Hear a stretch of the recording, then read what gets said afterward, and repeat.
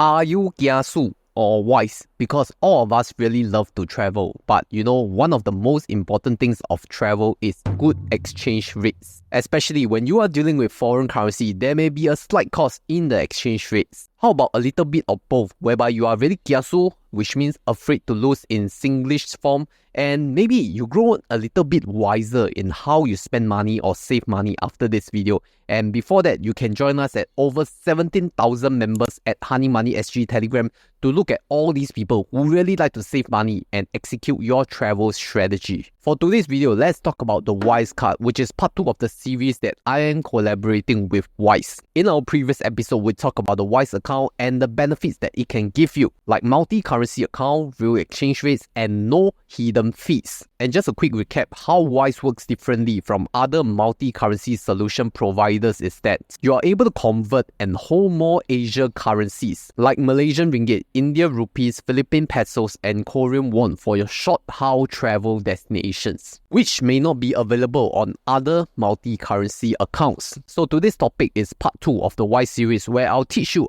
how you can use your Wise card wiser. Now, if you have been using the traditional credit card for your foreign currency purchases, you will realize that banks do charge a service fee or foreign currency fee. And that will be fundamentally different with how Wise card works, especially for international transactions, and we will explore it in this video. For the month of September, there is also a giveaway contest for a chance to win free flight tickets to Japan, but more on that later. And if you do not have a Wise account yet, you can use my exclusive link here to sign up for your Wise account, and you can get free transfers of up to your first 500 Great Britain pounds, or equivalent to 850 Singapore dollars. Let's talk about the fundamentals of Wise card. Firstly, how to even apply and get the Wise card. So after you have set up your Wise account, you can go to card and order a new card. For digital card, it is absolutely free and is immediately available.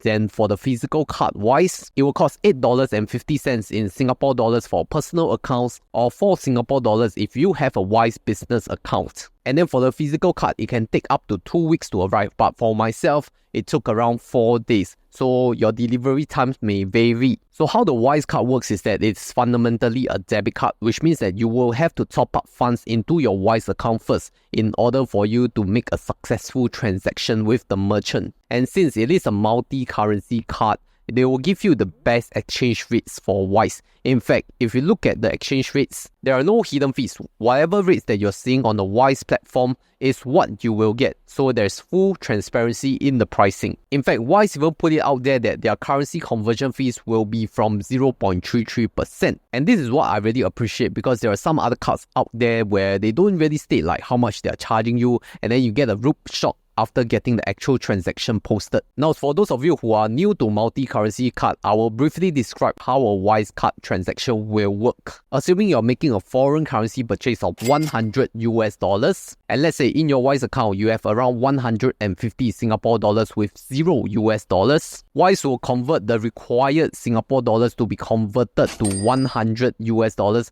to pay the merchant directly. And all this kind of conversion is done automatically. You don't have to do any kind of foreign currency transfers or conversion yourself. Now, for scenario 2, for the same $100 purchase, assuming you already hold both currencies, like $70 and 50 Singapore dollars, Wise will fully exhaust the $70 first. Then for the remaining amounts, convert your existing 50 Singapore dollars to pay the merchant for the remaining balance. So that's how it really works in terms of sequence. And for the Wise card itself, it is issued by Visa, so you can use the Wise card at any merchants that accepts Visa card, which means a lot, right? But what if you're shopping at a merchant who doesn't accept Visa card? Then the other alternative that I can give you is to top up prepaid e-wallets, or in Malaysia, it's more commonly known as Touch and Go e-wallet or GrabPay e-wallet. Then in Singapore, there's GrabPay Singapore wallet. And in whichever country you're in, I'm sure there's some kind of e-wallet app that you can use Wise to top up as well. But Wise also put it out there that topping up e-wallets may incur a 2% fee. But the good news is, this is not applicable to Singapore dollars or Malaysian ringgit. So it is very good for us local Singaporeans as well as Malaysians who want to do top up to either of these e-wallets. Then what if you are traveling to a place that don't accept Visa card,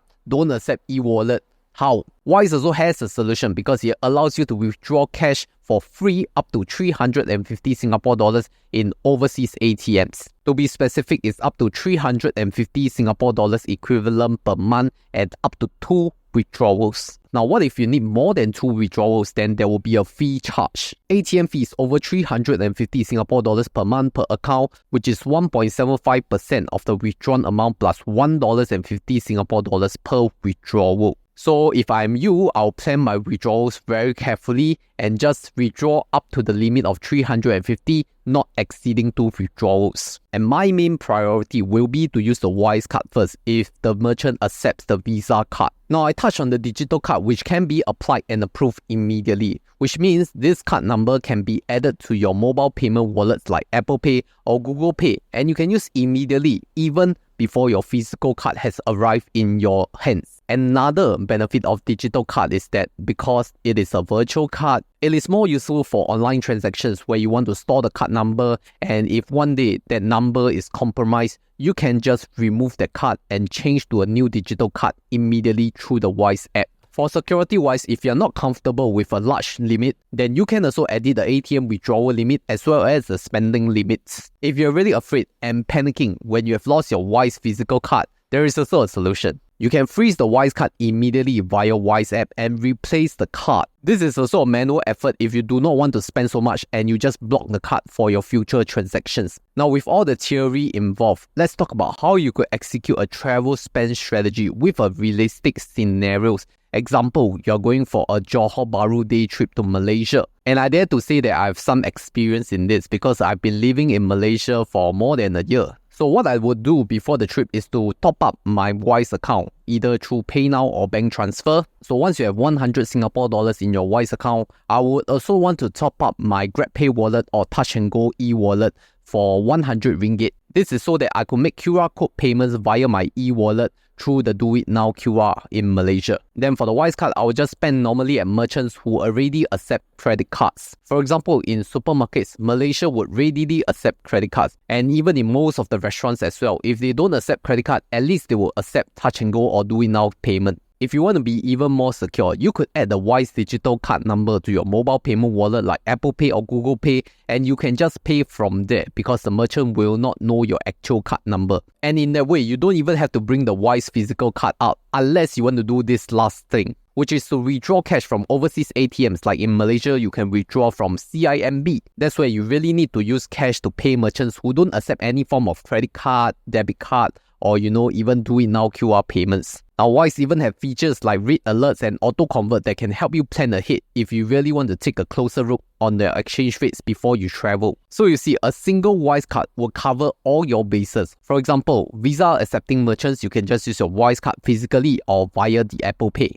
For Visa accepting merchants, you can just use your Wise physical card or add a digital card to your mobile payment wallet and then just pay from there. For merchants who can accept e-wallets, then you can also use Wise card to top up to that e-wallet and pay via their QR codes or e-wallet payment codes. Then as the last resort, if the merchant really cannot accept other forms, just use your Wise card and go to the overseas ATM and insert it so that you can withdraw cash. So yes, this is how I will use my Wise card to the max and become a wiser person in my travel spend strategies. The good thing about using Wise is that it will use the mid-market exchange rates, which is very close to the spot rate that you will see on the Google search engine, so that you don't lose out on too much FX fees and you save more money during your travel. Remember that in order to get the Wise card, you have to use my exclusive link to sign up and get some free transfers up to your first 850 Singapore dollars. Now, if you really need a bigger carrot to sign up, then you can take note of this giveaway deal. Head over to wiseaccount.sg Instagram page and you can see this promotional post. Make sure you follow the Wise account, tag a few of your friends, and